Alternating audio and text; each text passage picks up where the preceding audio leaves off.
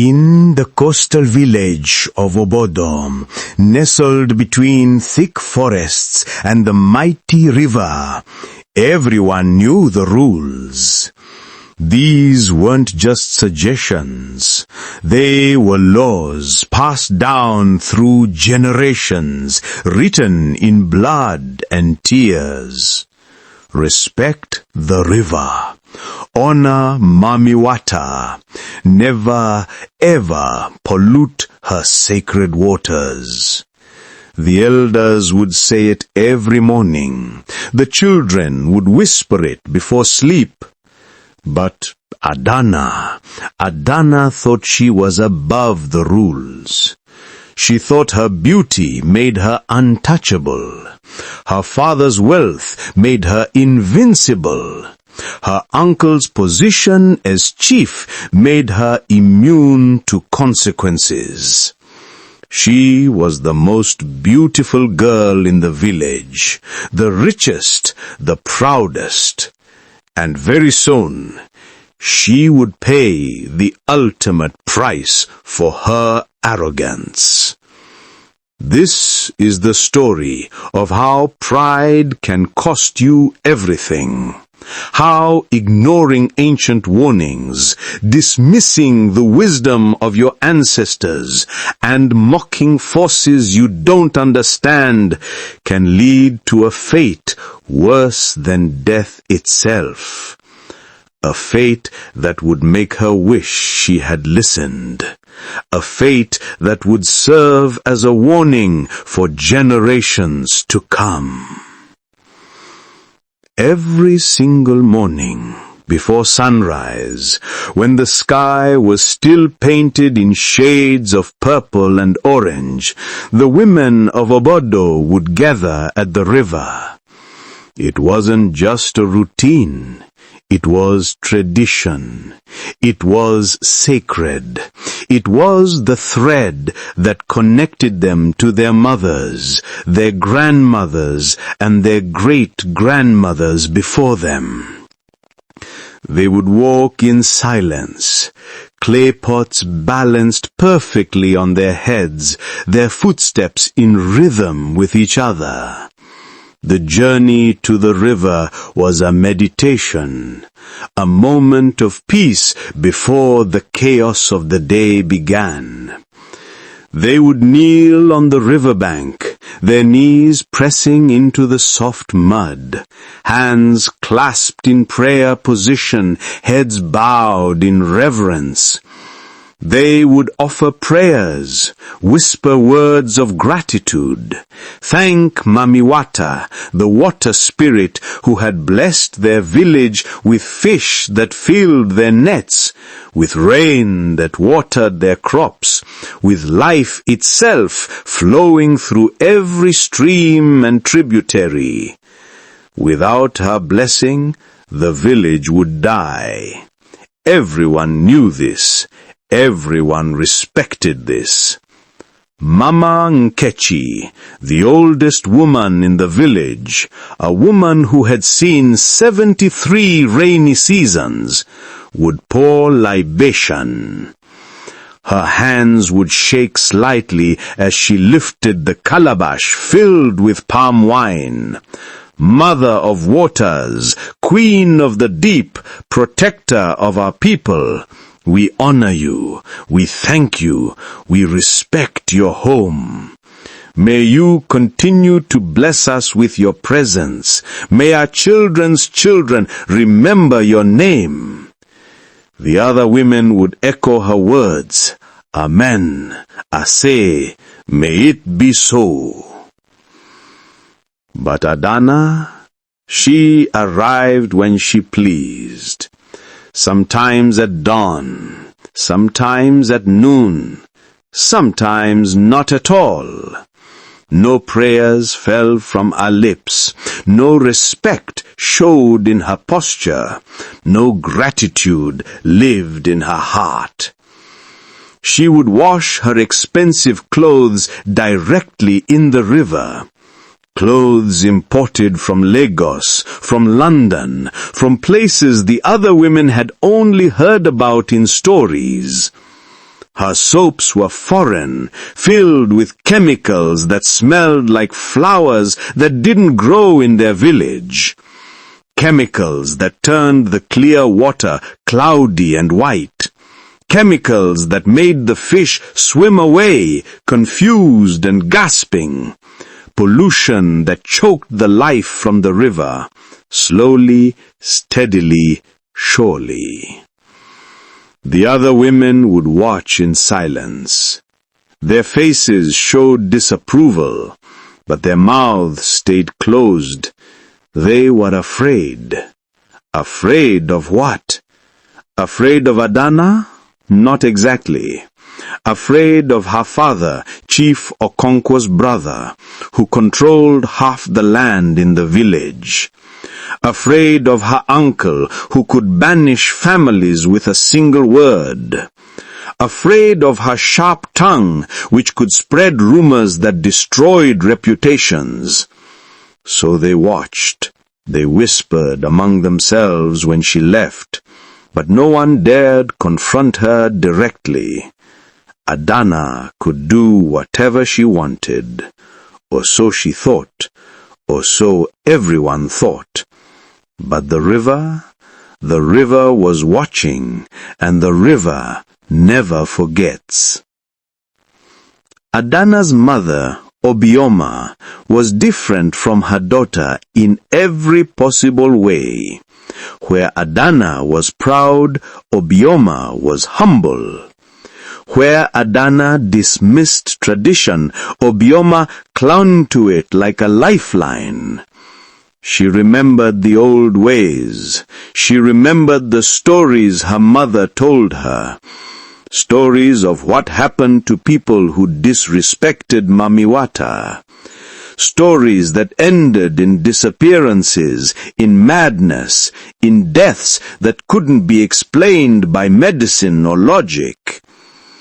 She knew the dangers that lurked beneath the water's calm surface.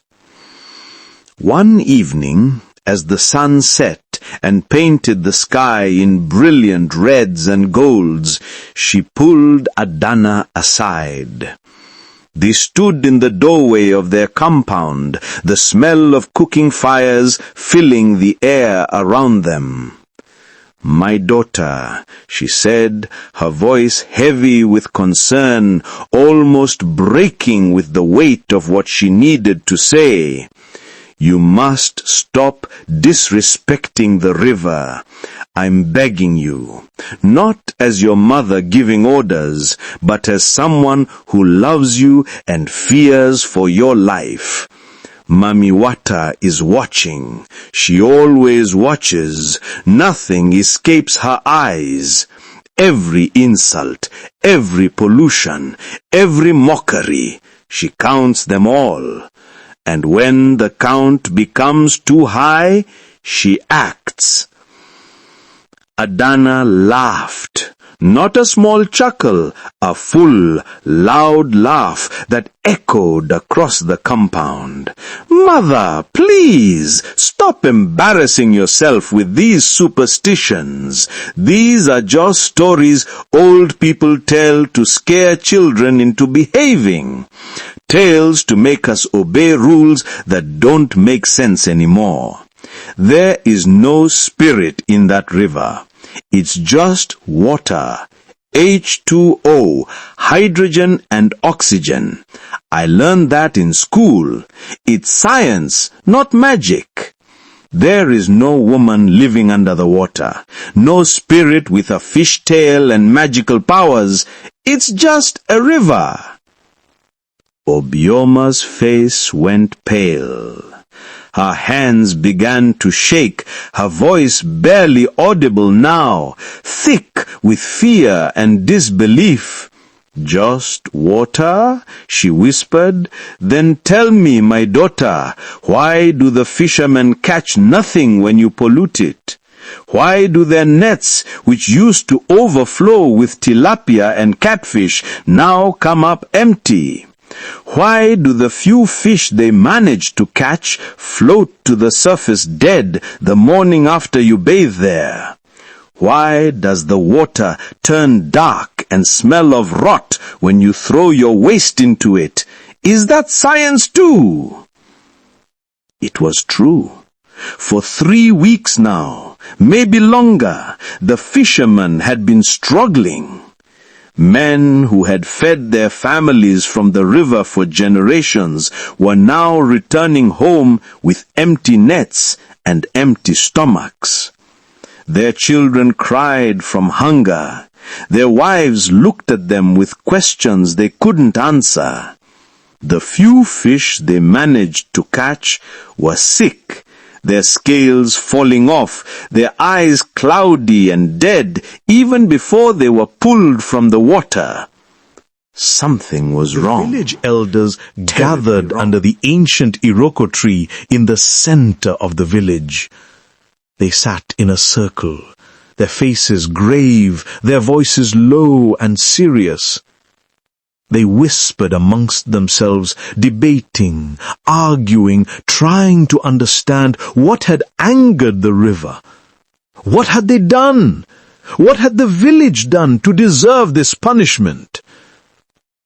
Priestess Adanna, keeper of the shrine, a woman who could see things others couldn't, who could hear whispers on the wind that carried messages from the spirit world, finally stood up.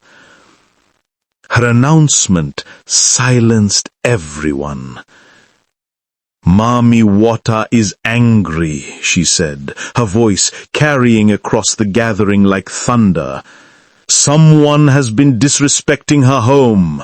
Someone among us has forgotten that we are guests in her domain, and she will not tolerate it much longer." All eyes turned, slowly, deliberately, toward Adanna's compound. The whispers started immediately. "It's her, the chief's niece. She thinks she's above everyone. She's going to bring a curse on all of us." But Adanna didn't care. She had a party to plan, a party that would be remembered, a party that would change everything. That Saturday night, Adanna threw the biggest party the village of Obodo had ever witnessed. Not in the compound, not in the village square. No, she chose a location that made every elder's blood run cold. Right by the river. Right on the sacred grounds where rituals were performed during festivals, where initiations happened, where the priestess communed with Mami Wata during the full moon. Adanna set up her party exactly there, as if daring the spirits to stop her. Music blasted from speakers powered by a generator her father had rented from the city. The bass was so loud that it made the ground vibrate. Young people from Obodo and neighboring villages came dressed in their finest clothes. They danced, they drank alcohol from bottles with foreign labels. They laughed and shouted and celebrated like there was no tomorrow. Trash began to pile up by the water's edge. Plastic bottles, food wrappers, cigarette butts, all of it creeping closer and closer to the sacred water. Adanna was the undisputed queen of the night. She wore a dress that must have cost more than most families earned in a year. Gold jewelry hung from her neck, her wrists, her ears. She danced in the center of the crowd, and everyone moved to give her space, to watch her, to admire her. She was beautiful. She was untouchable. She was unstoppable, or so it seemed. And then the music stopped abruptly. Not because someone turned it off, the generator was still running. But suddenly there was silence, thick and heavy, like the air itself was holding its breath. Priestess Adaeze appeared at the edge of the gathering. She walked slowly, deliberately, her walking staff striking the ground with each step. Thud, thud, thud. The sound echoed louder than the music had been. "Stop this madness!" the priestess shouted, her voice somehow reaching every corner of the gathering despite her age. "You are desecrating sacred ground. You are mocking forces you don't understand. Mami Wata will not tolerate this disrespect. She is patient, but her patience has limits. And you, Adanna, daughter of Obioma, niece of Chief Okonkwo, you are pushing those limits." Adanna didn't flinch. She walked slowly toward the priestess, a smile playing on her lips. The crowd parted to let her through. When she reached the old woman, she stopped just inches from her face. "Mami Wata?" Adanna said, loudly, making sure everyone could hear her. "Where is she? I've been waiting to meet her. I don't see any spirit here. I see an old woman who needs to go home and sleep instead of disturbing young people who are trying to enjoy themselves. Maybe you're jealous that your youth is gone and ours is just beginning." The crowd's reaction was mixed. Some laughed, genuinely amused or trying to impress Adanna. Others looked uncomfortable, their eyes darting between Adanna and the priestess, between the party and the dark water beyond.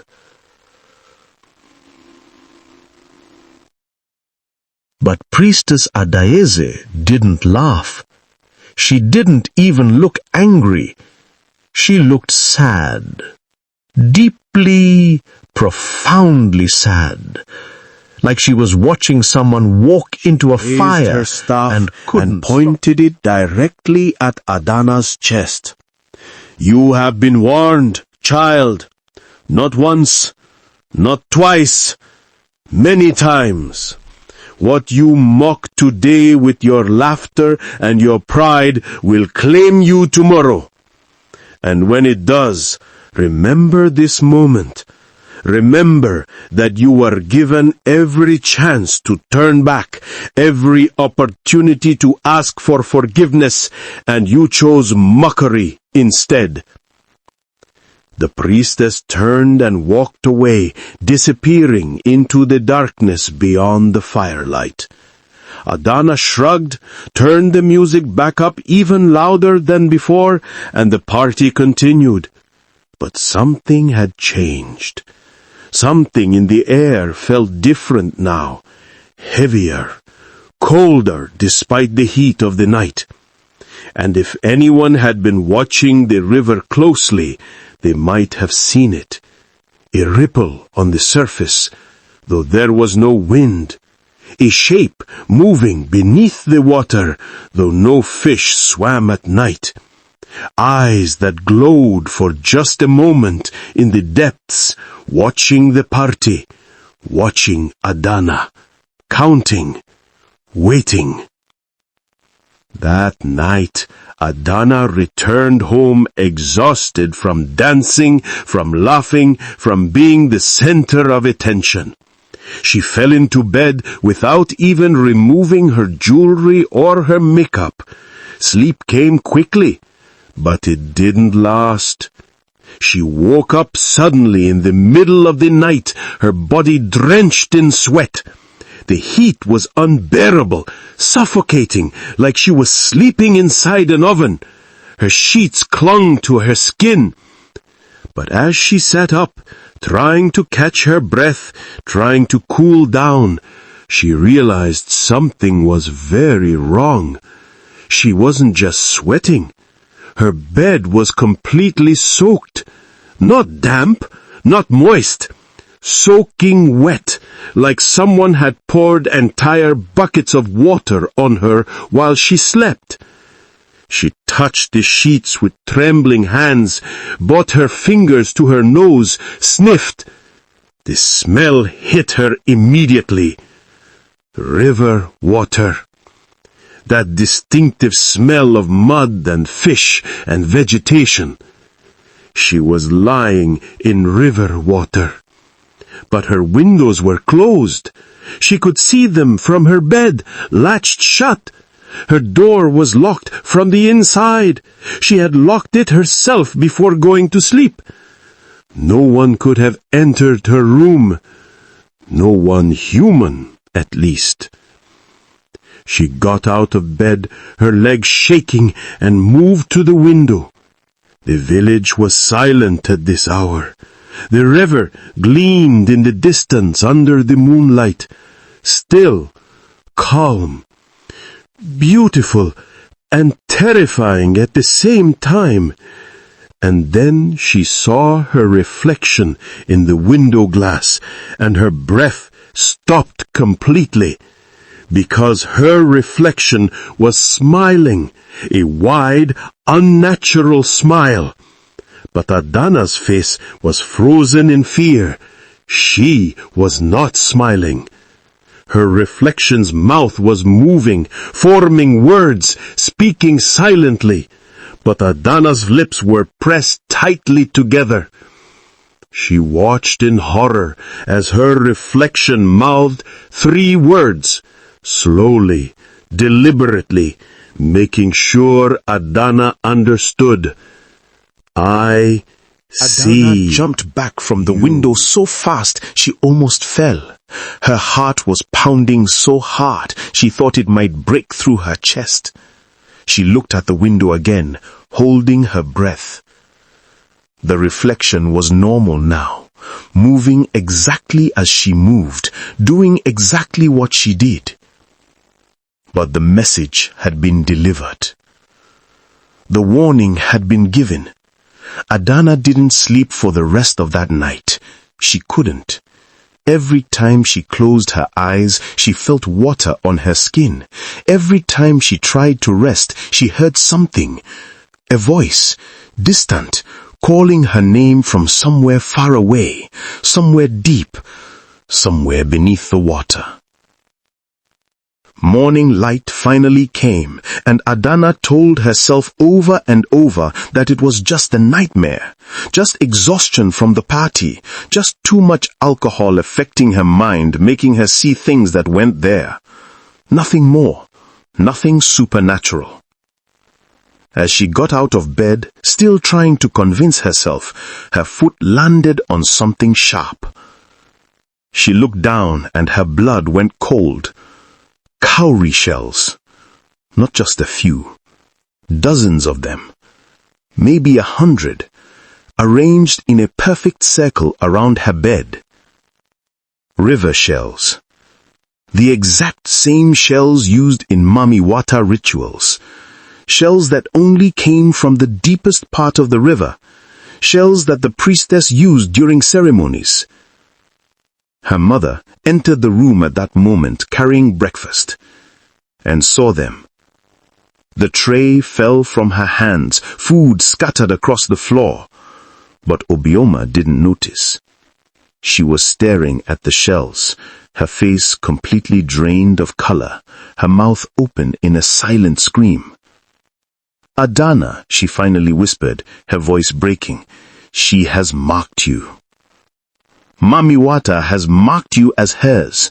You must go, right now, this very moment. Go to the river, fall on your knees, beg for forgiveness, cry until your tears fill the river, plead until your voice breaks, before it's too late. Please, my daughter, please." But fear does strange things to people. Instead of making Adanna humble, it made her angry. Instead of accepting reality, she rejected it violently. "Someone is playing games with me," she shouted, her voice shrill and desperate. "One of those jealous village girls snuck in here somehow. Or maybe you did this, mother. Maybe you're trying to scare me into believing your superstitions." She began sweeping up the shells frantically, gathering them in her hands, and ran to the window. She threw them out as hard as she could, watching them scatter and fall. Back toward the river, back to where they came from. Her mother collapsed to her knees and began to pray. That night, exhausted from fear and denial, Adanna finally fell asleep, and the dreams came. She was underwater, sinking slowly into darkness. Her lungs burned. She tried to swim up, but something was pulling her down. She looked below and saw it, something massive moving in the depths. A figure rising toward her, long flowing hair that moved like seaweed, scales that shimmered even in the darkness, and eyes that glowed like lanterns. And then that voice again, beautiful like morning songbirds, terrifying like thunder, ancient like the earth itself. Come to me, Adanna. Come home. You belong to the water now. Adanna tried to scream, but water filled her mouth. She woke up gasping, coughing violently. Water poured from her mouth, not spit, not saliva, river water. Actual river water gushing from her lungs, as if she really had been drowning. And in the mirror across the room, she saw her, Mami Wata, standing right behind her, beautiful and terrifying and impossible. Adanna spun around. The room was empty. But when she looked back at the mirror, Mami Wata was still there, still smiling, still waiting. And Adanna understood. The river had claimed her attention. Soon, it would claim much more.